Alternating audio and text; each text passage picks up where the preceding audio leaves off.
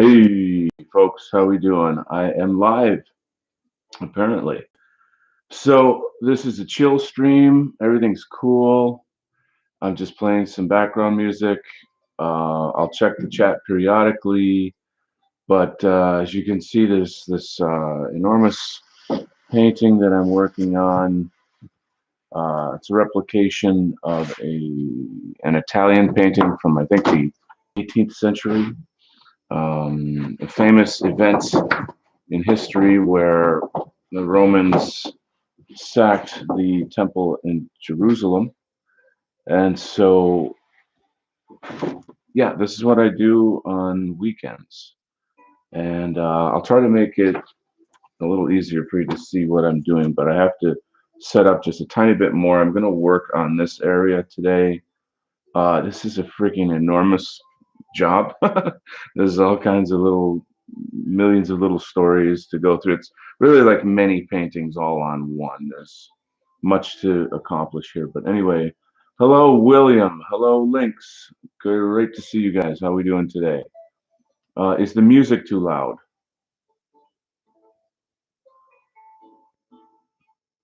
Well, I guess I'll wait for your answer. So, again, it's a chill stream. It's just me painting. Like I said, I'll check. This is great. Hi, Jacob. I will check the chat once in a while, but let me just get set up a little bit more and we'll get rolling.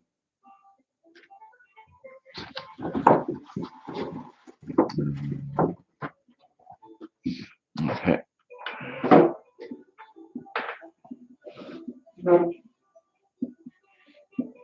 Is the music too loud?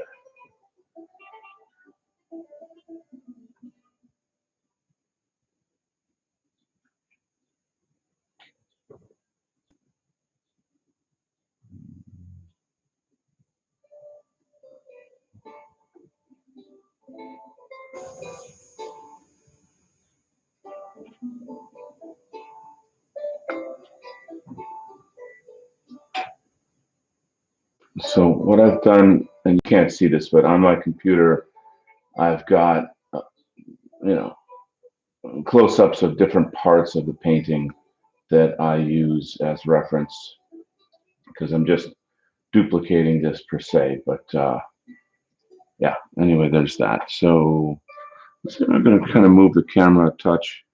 So the music's low. I don't want it like super loud for you guys or whatever, but maybe just give it a little boost, just so it's more pleasant for you. So, okay. Yeah, too low actually here unless I turn up volume. Okay, I hope that's okay. So, like I said, I'm gonna get to work on this a bit. I think I need to move camera. I can move perhaps this over more this way. That might help. I don't know. So, welcome to my studio. Yeah, I don't want the music to be blaring. I'm just trying to chill and focus and let you guys. Oh, and then there's a commercial, my favorite thing in the world. I'll turn that right off. Commercials are the bane of my existence. Okay, so right now I'm looking at some characters and I've got to pick out colors I need to use, put it on my palettes. Let's see, where are we? We're going to be doing, there's a Roman emperor or leader over here that I'll be focusing on. Let's see if the commercial's over. Yeah. Okay.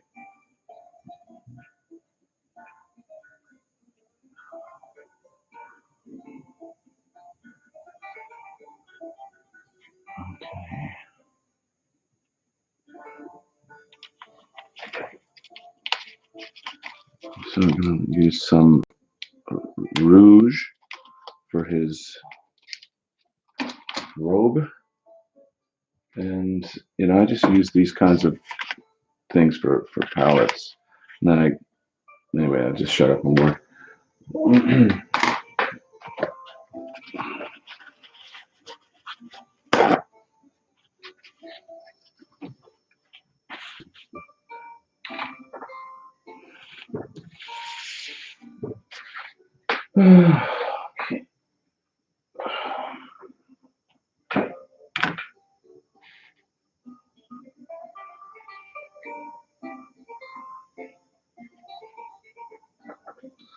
This rouge also makes a good flesh tone, um, but I generally use orange for flesh tones.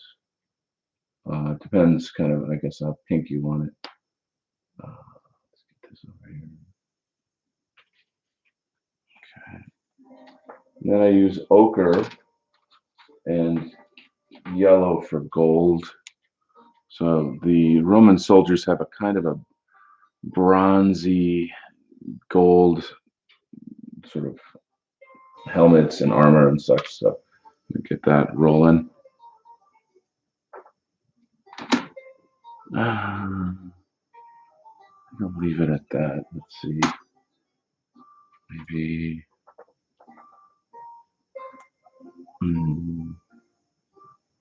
I just tend to put a little bit of brown in the mix because it changes the tone and the neutrality of the hues. I know that's art talk, but I guess you'll just see when I paint. So, let's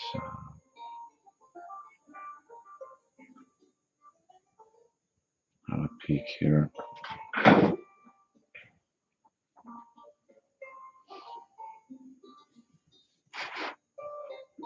Okay.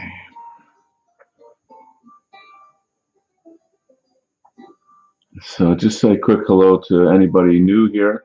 Hans, nice to see you, Hans. Norm Apollo, what a great name. Uh, Samachas, French Baroque maybe. Yeah, I don't know actually. I just put on some Baroque guitar. Lacanian lifter, whatever could be happening in this painting. Yes, wink, wink, nudge, nudge. Gotta have those interruptions, I suppose. Yeah, like I said, folks, it's a chill stream. What I'm going to do in the future is I'm going to have live streams where I let people commission art that they can say, I want a caricature, or I want a portrait of X person, I want a meme, I want a superhero, a cartoon, uh, a painting, et cetera. And I'll create a price list at my site. I'm working on all the logistics of the tech, I guess, to set all that up. But for now, I just figured, what the heck, could do some live streaming of me working. All right, so there you are.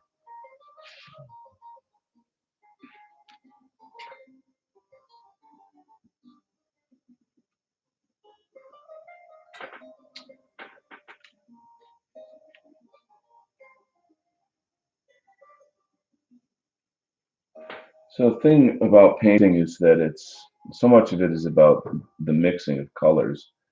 You really have to create the range with which you're trying to work. Loading the brush is pretty much everything. So I'm in here looking at this now. It's too much on there. And a lot of times you'll test out your paint on the paper so that you have a sense of what it's looking like.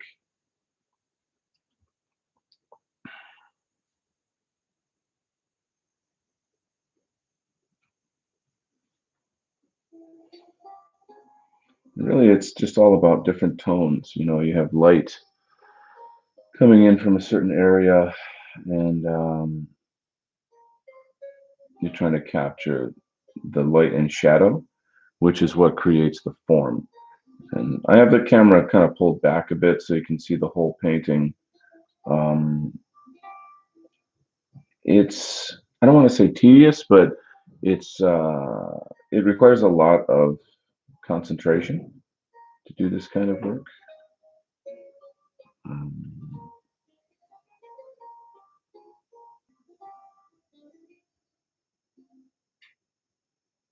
the funny thing throughout my life when I do a work like this, that's very detailed, people often say, "Wow, how long did it take for you to do that?" And it's a natural question, but as an artist, it's one of those things that makes you cringe a little bit because the value of the art is not how much time you put into it, but the end result. You know, I would rather hear how does it make you feel, or what do you think about it? What kind of relationship do you have to the art? This piece obviously has a very powerful historic relevance to our people, our movement, and and to other people and their histories. So it's that would really be something I would want to hear. Like, what does it mean to you? Art, in a way, I guess, is creating meaning. You know,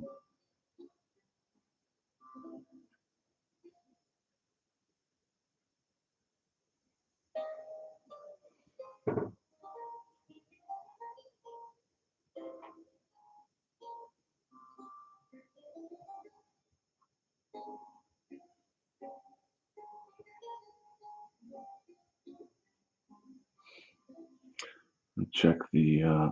See, I'm not looking at the video screen here, so let me see what you guys are saying. Hello, very nice. Norma Paulo, didn't expect to see you here. Okay, one thing I've realized that we are warlike people. Yes, chill activities like this become necessary along with physical labor. Huge, really, really, really good point there. Yeah, balance is what I always talk about. I really liked your vid about keeping moving forward. Thank you. I'll always try to produce quality content. 1903, thank you, brother. God bless you all. Um, yeah, like I said, for this particular episode, it's like I said, a chill stream. It's just hanging, painting, working. But one thing I always try to do is provide content that is worth your time. There's a ton of content out there, guys.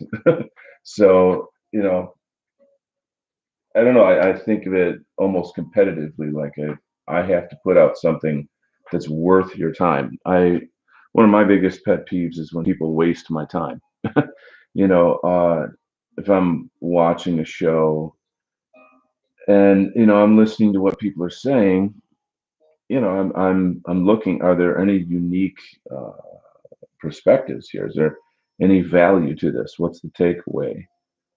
In this particular case, it's just enjoyment. It's not so much like strategies for the movement or something like that. But we are a very cultural people. I don't know. I suppose everybody is to some extent, but it's good to take a moment to breathe and kind of soak up your history and your culture and imbibe until the damn commercials come on, and then I edit. I'll have to find a channel where there's no commercials. Um, to me, commercials are just noise and irritation. I'd rather hear like broken glass than TV commercials.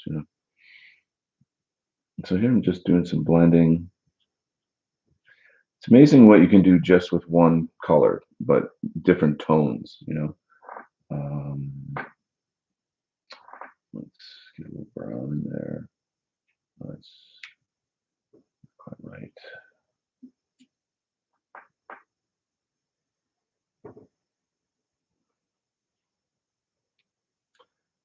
So on my computer screen right now, I'm looking at the artwork that I'm painting from. I'm not looking at the chat, because I have to use the art sample to duplicate it, right?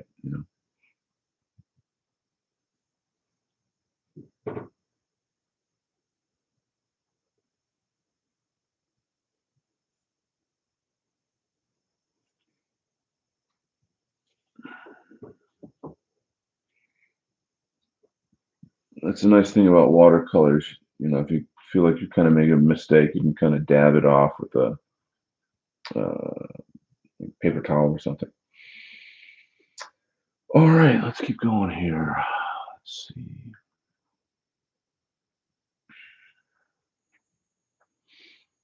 Hmm.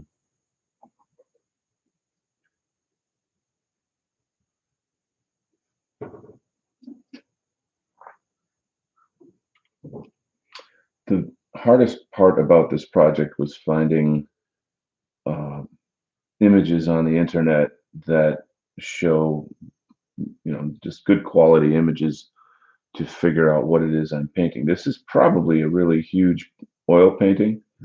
I don't know how many feet or whatever, but having to duplicate it, you got to have good source material, and it's very hard to find good source material on this painting. So a lot of it is me improvising. I feel as if the painting itself is actually kind of drab. Um, Drab as in like the colors are a bit washed out. That could be because the photographs of the painting are not very good. Um, you got to work with limitations. It's pretty much the whole of life, right? Working with limitations. But in the end, it's the final product that matters. And so making a piece that is, I think, more vibrant, visually vibrant than the original might actually be okay. It is a duplication. It's obvious, right? I think the original painting is probably, millions of dollars or what have you, because it's very precious. But just try to give it a unique quality, but at the same time, pay homage to the original, right? Too much water on that.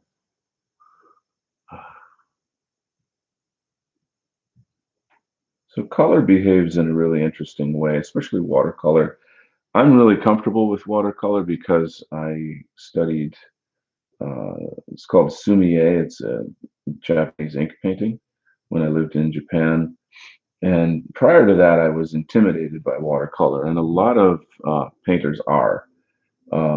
Oil paint is very malleable. It's almost like clay in a sense, where you can kind of scrape it away and mess it around and blah blah blah. You can paint over it, etc.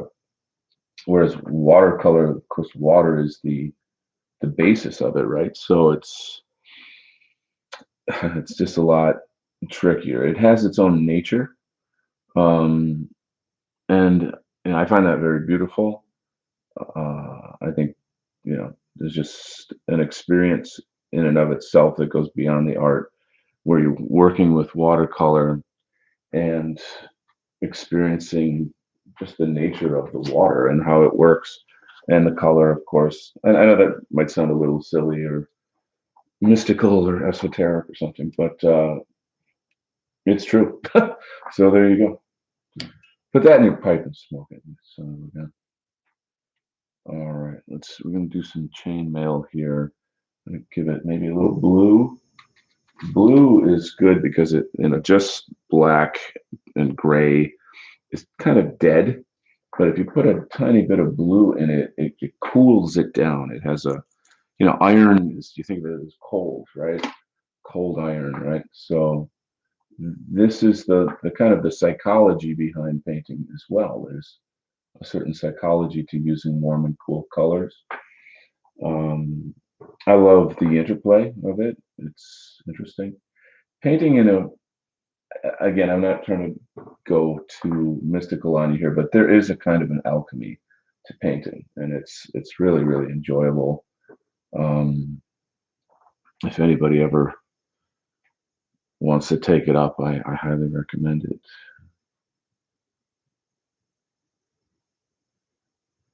So here I'm kind of adding these little dots to create a texture to imply the idea of like some kind of a chainmail, you know. I can kind of let that dry a bit before doing more to it. Um, let's see. Now, some of the soldiers have metal helmets, and some have what look like bronze or even gold. I don't know. I doubt they had gold helmets. But so once again, with the metal helmets, you want to use this cool gray. Who's the guy that had the painting show with the big afro? What's his name again? I should get a big afro wig and do a painting show for you guys. Checking the comments. I really like keeping it okay. It's really cool to watch how someone does this because don't know background. Yeah, or don't have a background. Yeah, Bob Ross. Cool, thanks. Yeah. All right. Bob Kent. How about that? No, no, no. So we're gonna put some happy little sunshine in here. No, I'm just kidding. I'm gonna lose viewers. Um, Bob Ross. Yes, the father of us all. Bob Ross. Let's get back to work here.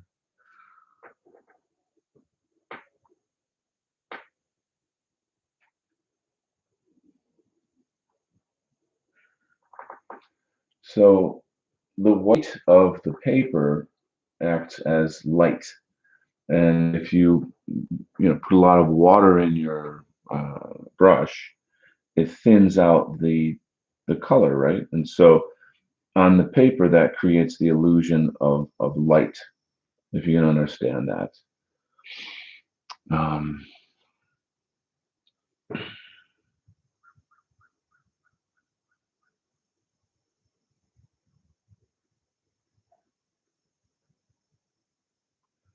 so this painting is really a feast for the eyes. There's just so much happening in it. I guess I bit off more than I could chew with this commission. It's quite awesome, though. I feel like artists have to do things like this in a way. It sort of flex your artistic muscles, I guess. You know, um,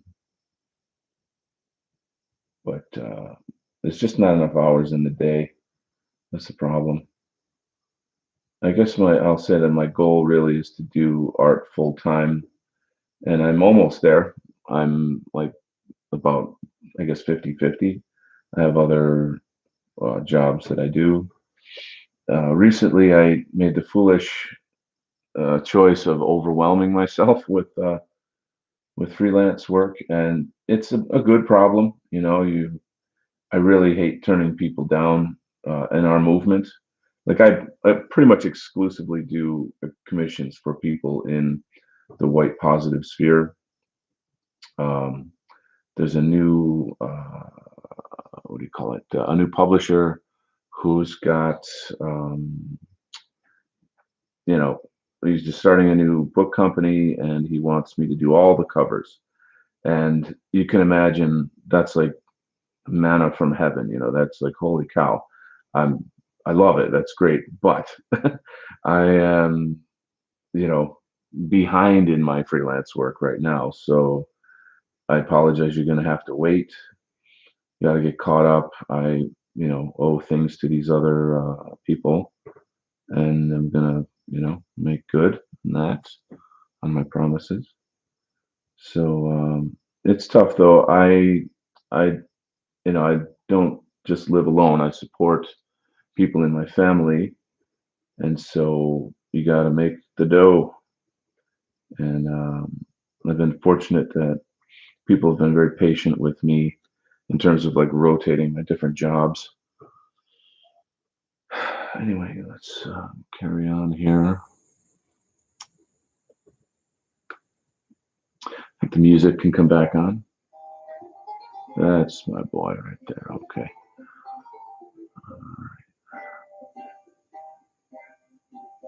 Mm, all right. I guess we'll change the colors. So,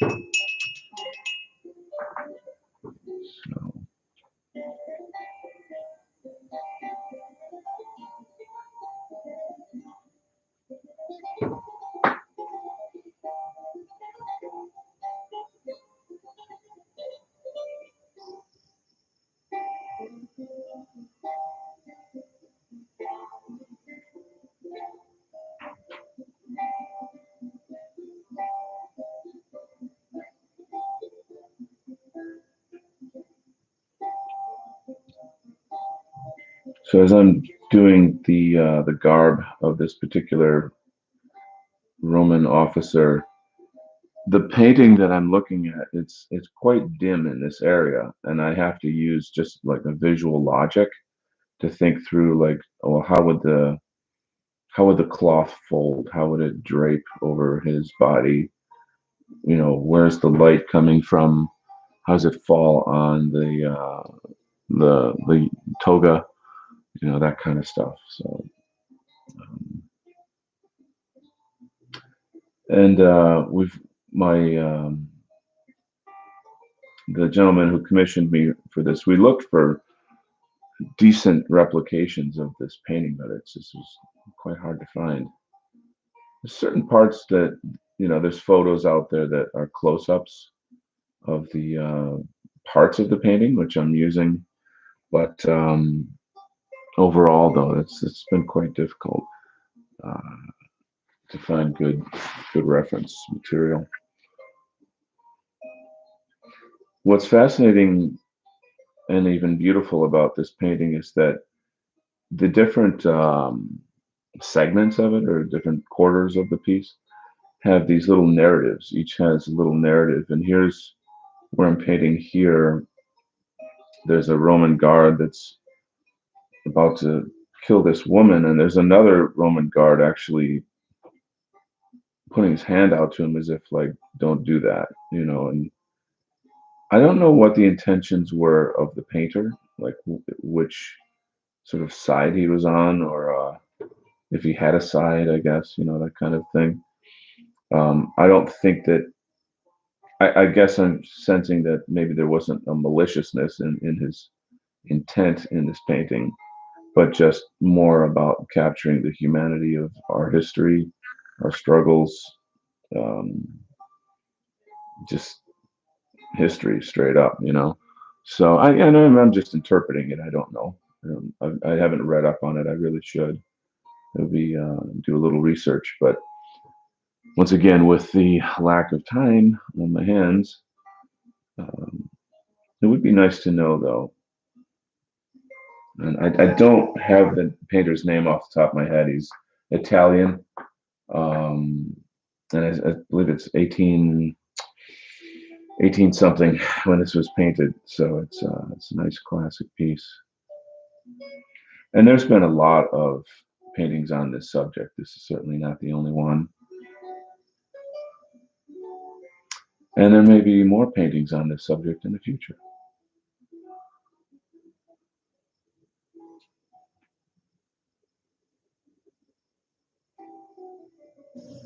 So even though your view of the piece is kind of maybe from, I don't know, 2 feet away or whatever, when someone views this piece in real life, they can kind of get up close and absorb all the different parts of it, and the different narratives happening within. And it's just a feast for the eyes. There's so much to take in. Then your eyes kind of jump around the piece to the different events in this battle, and it's quite extraordinary.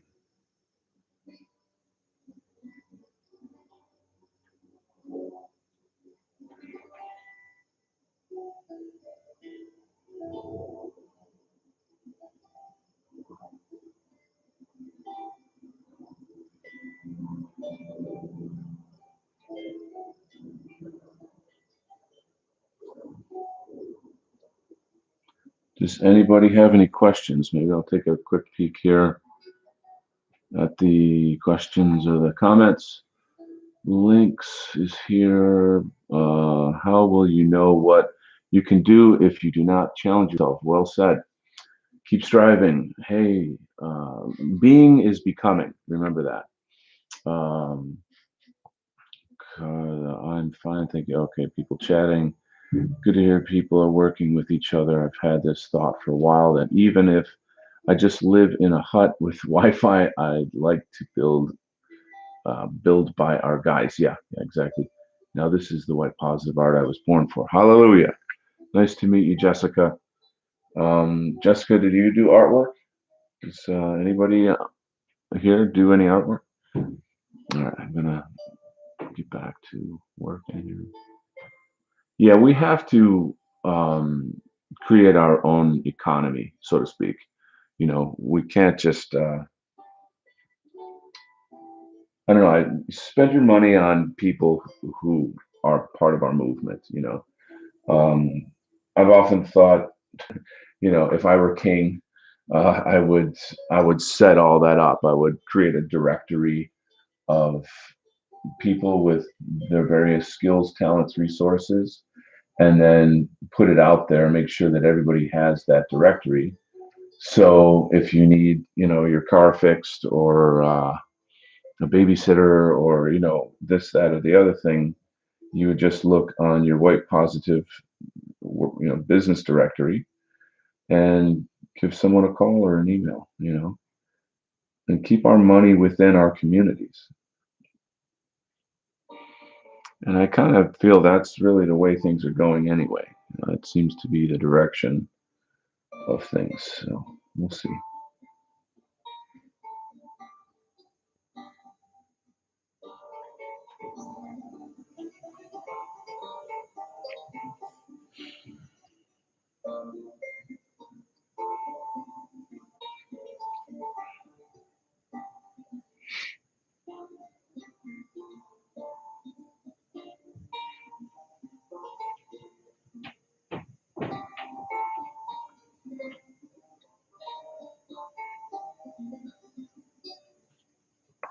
I think this burgundy and this red really stands out nicely against everything else. There's a lot of neutral earth tones in this piece, and having a bit of red, some splashes of red in there is crimson. It's nice. It gives some quality to the piece. It's like music. These are just the organization of tones, right? In this case, it's the organization of color and light, shape, form. It's pretty awesome being a Westerner. I like it. We've got a good culture. Okay, let's move around a little bit. I want to make sure you guys can see what I can see. Hold on. Yeah, let's see. I think I'll work around here. Move the camera a little. Hopefully that's okay. Be sorry. Let's try to get it going there. All right. Um, Cozy, yes. Hey, Dan Cooper. Um, our surnames used to be our skills. Hmm, interesting. Yeah, that's true. That's very true. Um, I don't think Donald Painter sounds that great, though. Oh, okay, what's next here?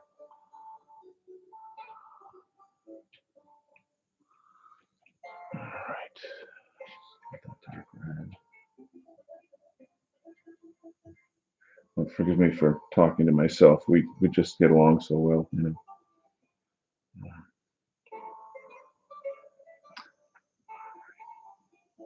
This little girl in this painting right here, her dress is almost black, but it has a very mild hue of red in it, or like a very dark burgundy. And this you go through layers basically. It's you don't always just hit it and then bang, that's the color it's going to be. You're going to wait for it to dry and then kind of go back and layer over it. And when I'm done painting this entire piece, I'm going to have to go back in and do line work, uh, probably with pencil. I think ink would be too bold, too graphic, and I don't want this to look like a comic book art. I want it to have a painterly quality to it. But if anybody ever gets a chance to actually see the work close up, you can see that there actually are lines around the figures, very, very light, kind of mild. Um, anyway, you'll see when you see.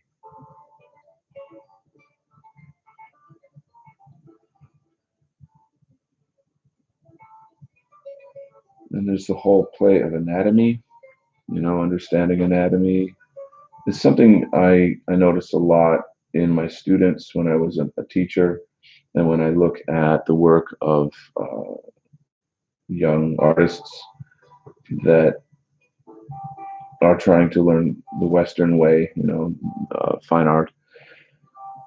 They have to put some time in just doing anatomy studies, working from the model, understanding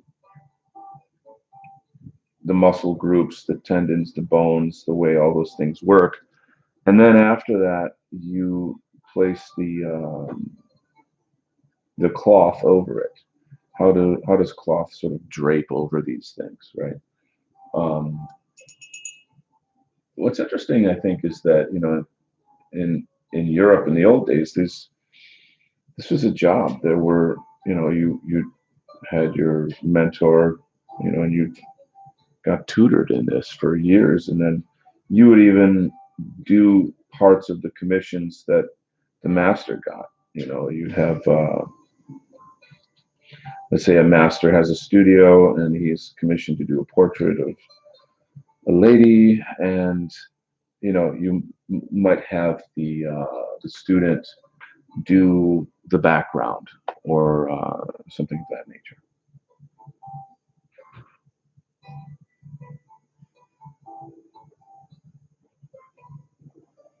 What's interesting in history is that a lot of times when people did portraits of ladies, especially in the older days, there was always a chaperone present because you couldn't have a lady alone in the company of a man. You had to have a chaperone, which would normally be another lady.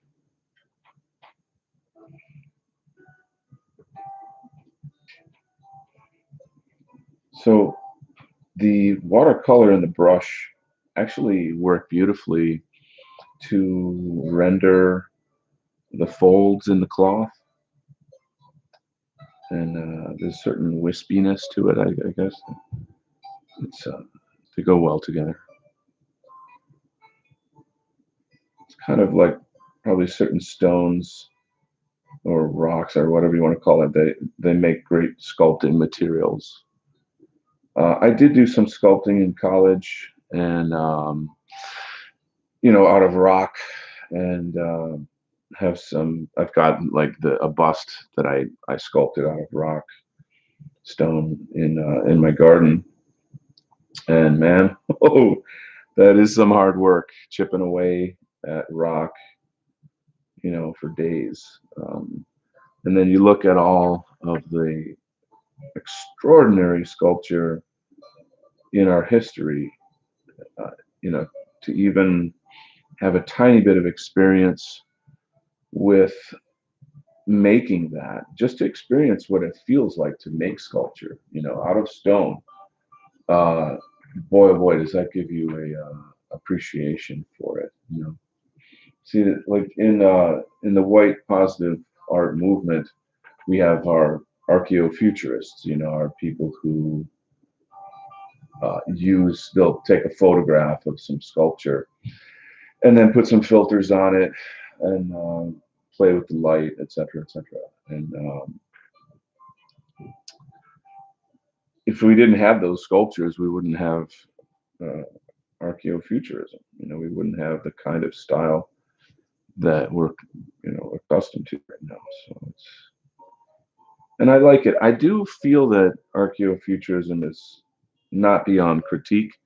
I love it. I think we all love it, but I feel like the movement kind of needs to get past it too. Like we need to find new idioms to create our own idioms. It's extremely important to relate and tie our art and culture to our past, and archaeofuturism does that beautifully, seamlessly. You but as I'm an artist and art teacher, and I'm never happy with something for too long. I just can't settle for it. So I feel like, what's next? That's what I want to know. Are you guys down with this art commentary, or should I just shut up and paint? Let's look at this. Hi, Elise. Nice to have you with us. Len Graham. Nice to see you, sir. Michelangelo sculpted the Pietà at the age of 24. My God. Hearth of Europa.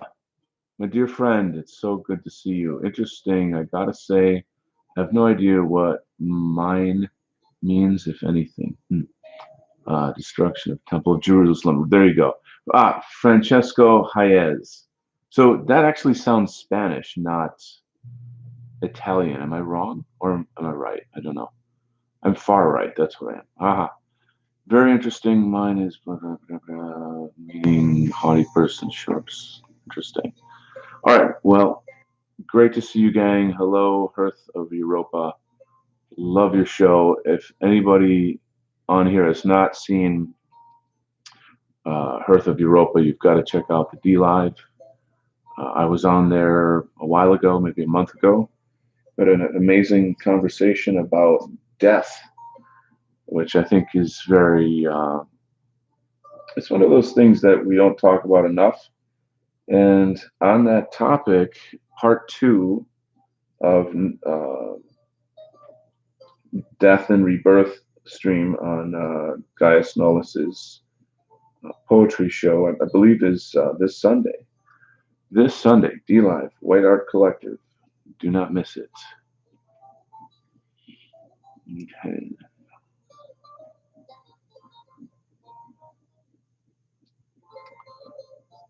So like for right now, for example, I have like a light brown on my brush. So let's say I finish a certain area, then I kind of scan around and say, well, where else needs light brown while I have it on my brush? And it's just going to use it up, you know? So I'm going to snoop around the painting a little bit and say, okay, well, there's some shadow in here. This guy could use some shadow in here. So you never waste materials, you know? If you've got a little extra on your brush, try to use it. This is almost like my own little art class here. Huh? I can't not be a teacher, I guess. I can't like turn that off, I guess.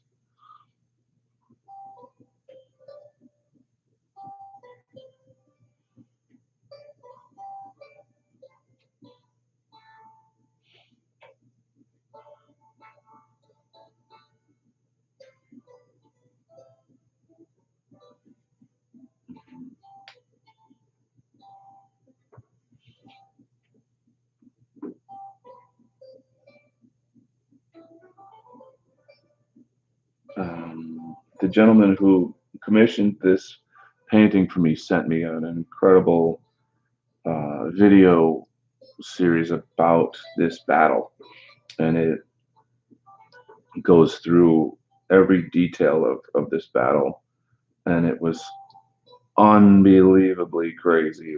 It lasted days. I can't tell you how many people were slaughtered in this, and the just it's extraordinary. If anybody can ever look up the history of this battle, the you know who's were very prepared. They had planned long in advance to split away from the Roman Empire and had this battle planned out. You know that there were certain I don't know what to call it, like gates or areas where the Roman soldiers would come into, and then they would kind of be boxed off, and then you know, uh, a shower of arrows would come down on them, or this or that. You know, the Roman leaders at the time actually had the walls torn down. I mean, can you imagine? I mean, I don't know. It's colossal. It's hard to even imagine the the scale of these events. You know, the manpower, the will. I mean, you can almost say that we're nothing like these people from the past in a way. You know, like they were the challenges that they had to face Unbelievable, just outrageous.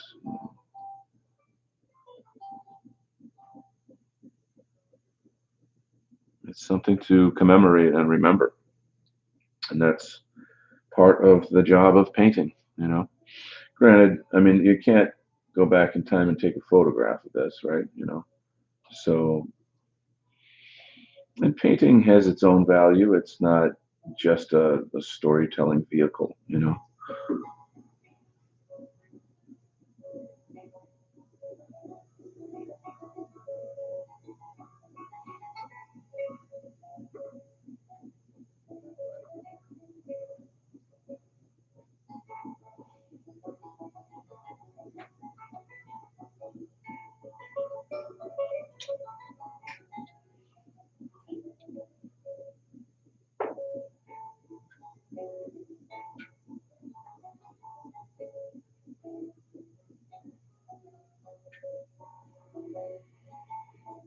Okay, where else?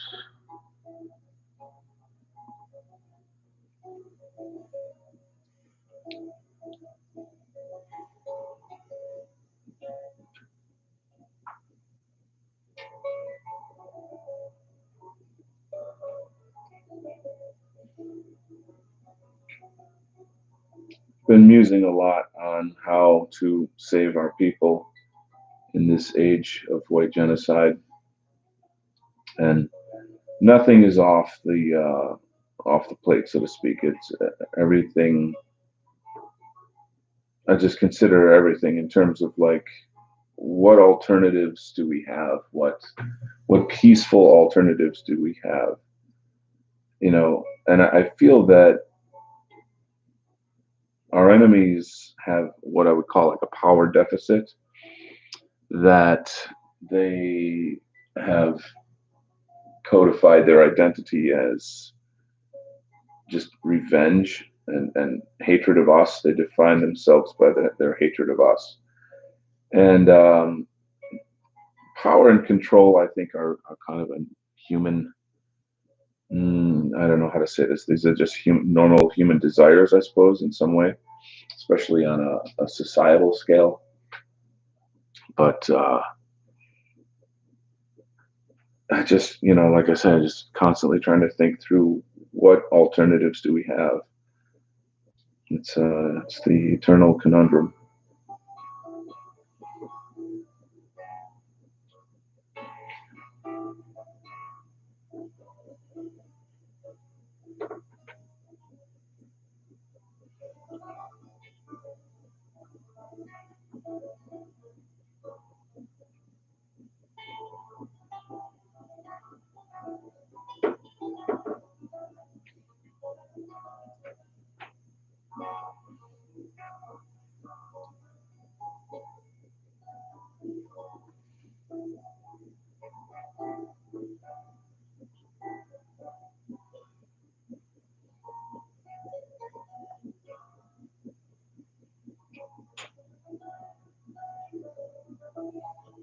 I guess I'm less and less convinced that politics is the answer. Um, I think the system has collapsed, and we have to find another way.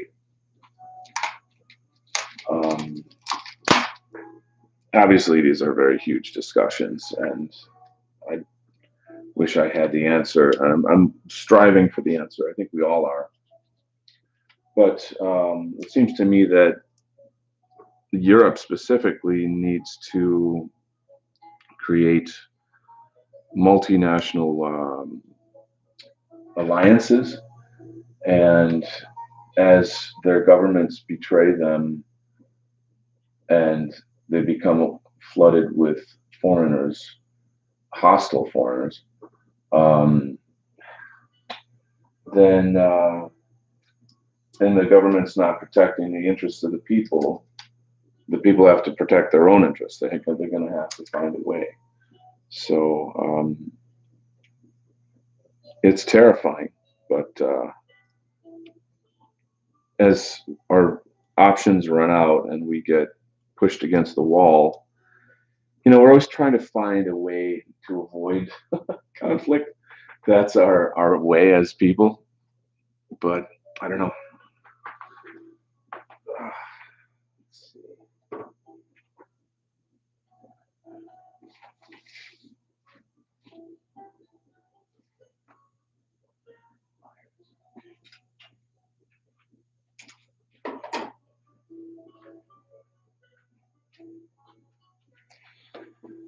So sometimes the covers or the caps of these things they jam up.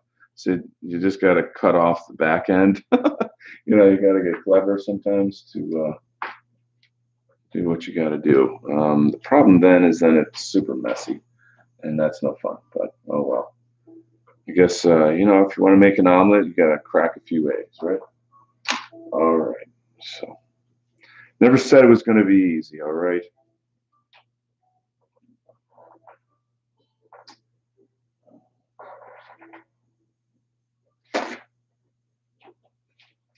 Oil painting is much messier, though. I tell you, it's when I was back in college learning oil painting.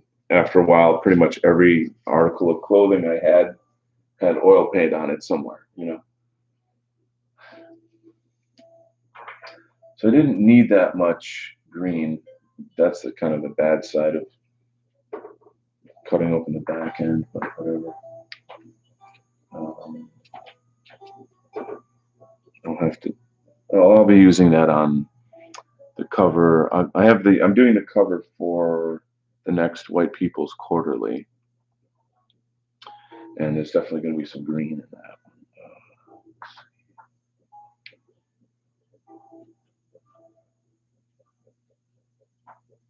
So maybe I'll do that later. I don't want to show that here though, because that would be kind of ruining the surprise. But it's quite an honor to be asked to do the cover of the White People's Quarterly. And the next issue is all about the artists in our sphere. So it's highlighting great artists like Jay LeDarc, um, Skinless Frank, who else? Other names that you know. It's going to be freaking awesome. You really, really got to have that issue. It's going to be great. Of course, there's a little Donald Kent in there too, and it's and we all get interviewed and talk a little bit about our art. I don't know what the other people say in their interviews, but I don't know. I enjoyed writing it out and just kind of talking about my views on art, the Imperium Art Show, these things. So it's good.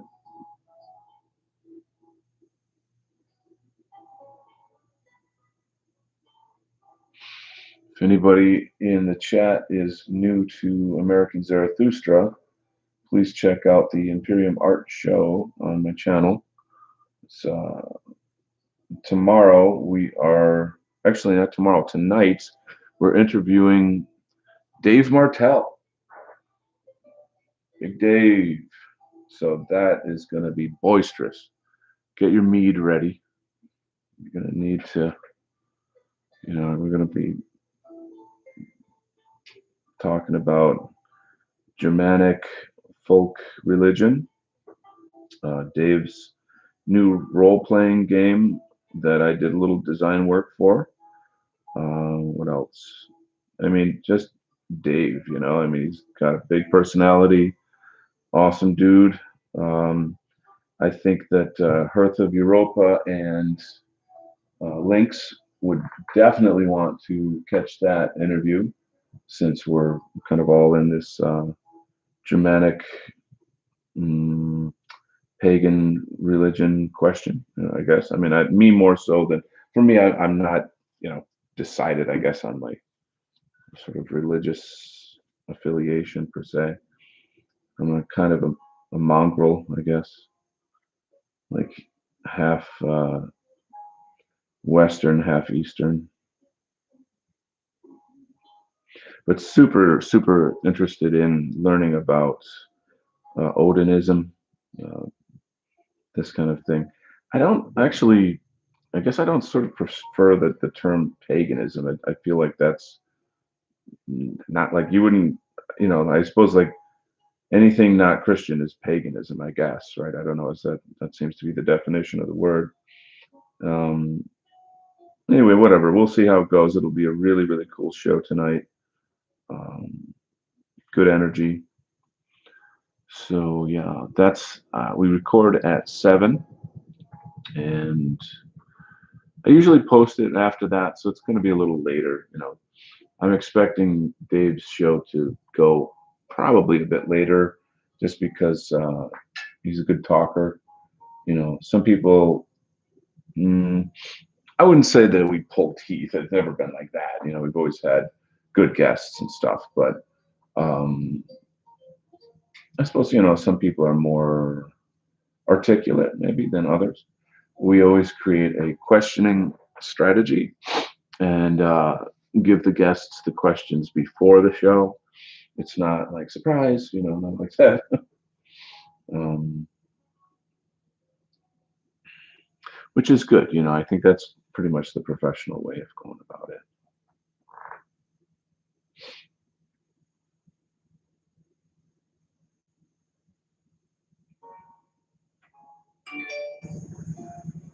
My phone's talking to me. Let's see what it's saying. Your battery is low.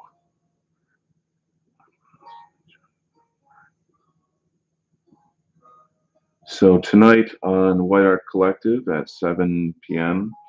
is episode of Our Culture with uh, Lord Wolfshield and Jack White. They're interviewing Steak Fry, who's a really, really great musician. I don't know how new he is. I think he's been around for good, I don't know, a couple months or something. I don't know, but his music's freaking cool. He's just got a great kind of rock spirit. It's alternative rock. I don't know quite what he'd call it per se, but he's just damn good.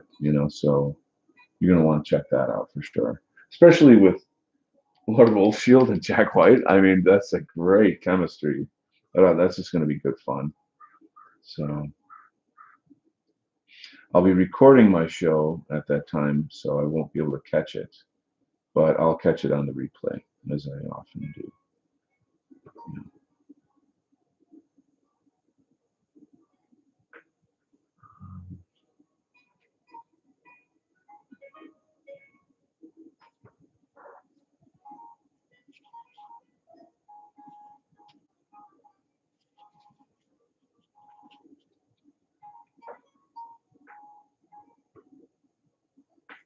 It's too dark. There we go.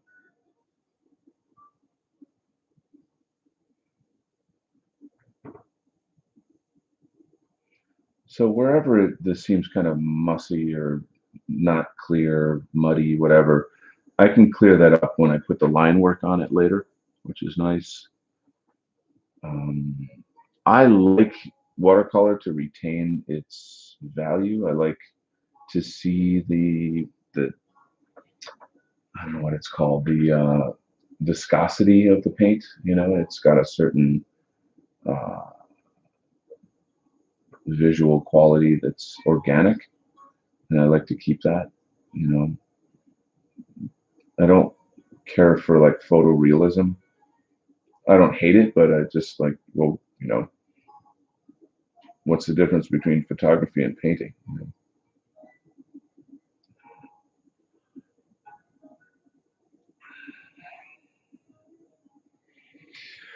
All right, so I don't know. I feel like that was a pretty nice little chill stream. Um, you guys have a wonderful day today. God bless you all. I will leave you here. Once again, White Art Collective tonight. Imperium Art is coming out later. So you guys have yourself a great day. Thank you so much for joining me, and God bless you all. All right. Have a great day. Bye bye.